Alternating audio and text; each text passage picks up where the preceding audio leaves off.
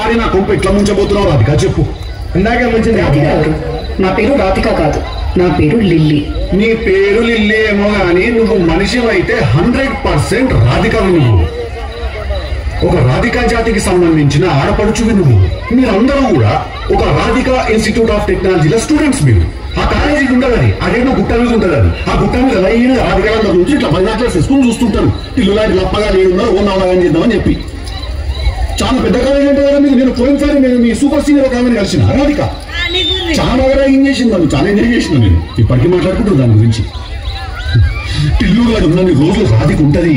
ఒక లైలా మజ్ను, ఒక Romeo Juliet, ఒక టిల్లు రాధిక. దాంట్లో ఇద్దరు చచ్చిపోతారు, ఈడని ఒక్కనే సంకనాకుతారు. చెప్పు రాధిక, ఏం కావాలి నీకు?